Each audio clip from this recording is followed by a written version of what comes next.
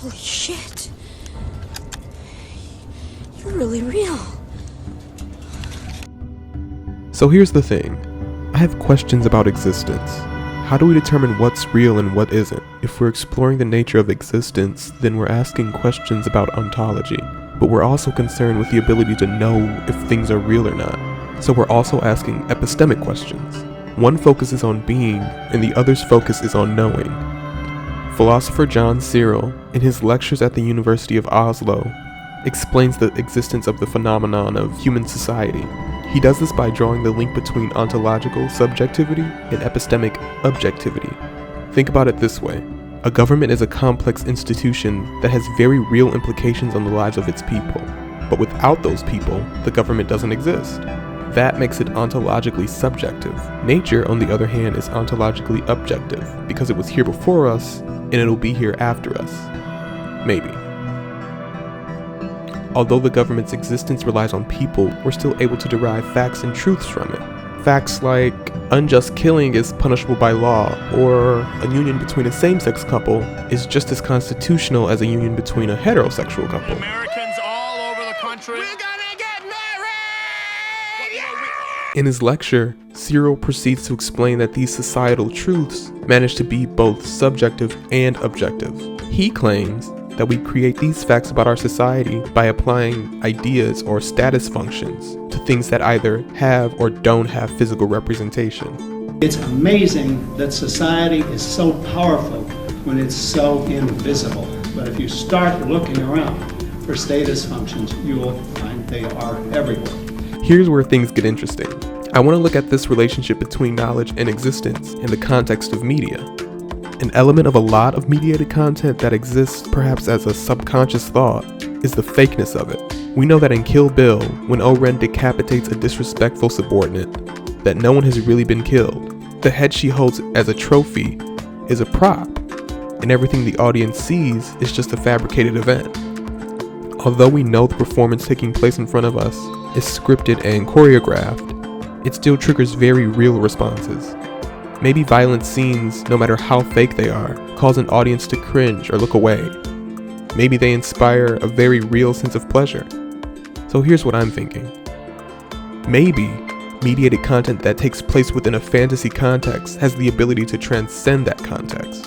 With this transcendence, the content can't just be reduced to something that's fake, but can have very real implications and practical use in our own human reality. One phenomenon where this transcendence takes place is with the practice of conlanging. Conlanging is the creation of constructed languages. For the sake of the argument of realness, we'll only focus on conlangs that take place in a fantasy context. J.R.R. Tolkien is the first recorded individual to develop languages for artistic purposes. Tolkien's languages didn't exist for the sake of international communication or even sharing religious or philosophical ideas. After constructing his Elvish languages, he proceeded to write the fantasy novels The Hobbit and The Lord of the Rings, which he used as vehicles for sharing his languages. Govanen, Legolas Thranduilion. Govannas Finguenenle, Haldirolorien. Fans of Tolkien have proceeded to contribute to the elf language in an effort to adapt it for means of communication in the world outside of the novels.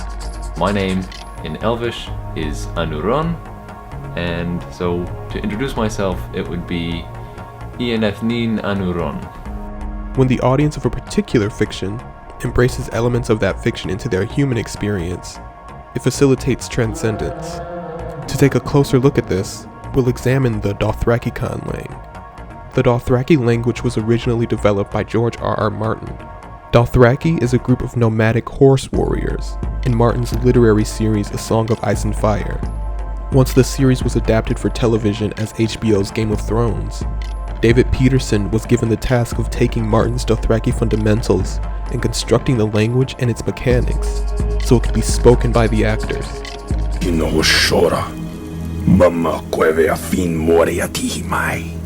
What's he saying? Peterson himself has experience developing several fantasy languages and is the co-founder of the Language Creation Society.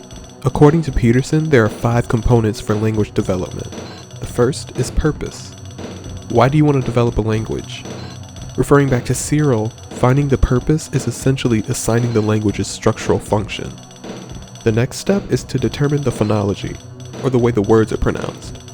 To create the sound system, Peterson analyzed pre-existing Dothraki words. He then studied the consonant-vowel structure of those words, and constructed more words following the same consonant-vowel patterns. Next, he determined Dothraki grammar. In Dothraki, for instance, the adjectives follow the nouns instead of preceding them. Dothraki also doesn't include articles, so you won't find them pronouncing a or the. After determining the grammar for the language, Peter then created the lexicon, which is the collection of words. A lexicon is also a means of learning about a culture, by seeing the words they use or don't use. For example, there are no existing Dothraki words for please or thank you. The more familiar you are with this group of nomads, the less surprising that fact is.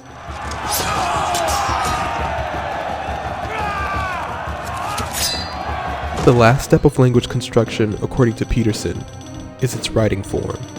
And sadly, Dothraki doesn't have a writing system. This is mentioned in the books that the Dothraki don't have a written form of their language, so of course, to fit with the canon, you have to stick with that.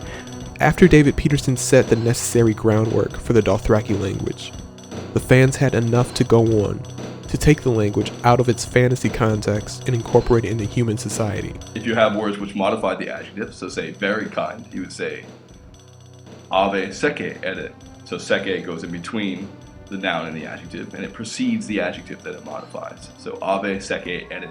Dothraki.org is an unofficial site created by fans of the series. On the site, there's a PDF housing the complete Dothraki dictionary. It's also worth noting that Memrise, a website that has courses in languages like French, German, and Japanese, also offers the opportunity to learn Dothraki. The Dothraki language is ontologically subjective, because without the existence of people, the language wouldn't exist. That being said, David Peterson has ensured that the language has its own objective elements as well. For instance, it's an epistemically objective fact that Dothraki has 8 words for horse. Facts like this are what allow the fans of the fictional language to learn the language and have a mutual understanding of its uses. So what does this have to do with my argument?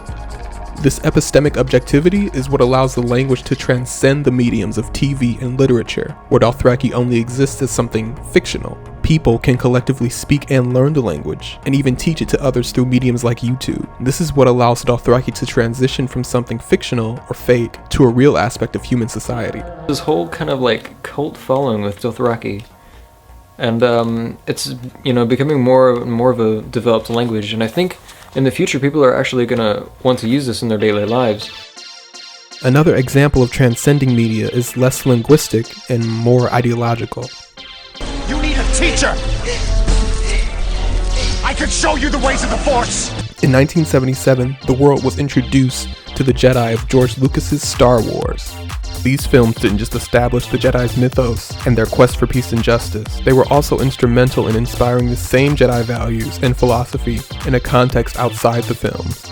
The Temple of the Jedi Order exists as a very real online community space for like-minded members to congregate, discuss, and learn more about living in alignment with the Jedi Creed. The site offers different insight on the religion of Jediism. It has several doctrines and sermons teaching the importance of things like picking your own battles wisely and the strength of emotional vulnerability. Jediism doesn't seem to advocate for wielding lightsabers, but it does promote a strong sense of belonging, order, and inner as well as outer peace.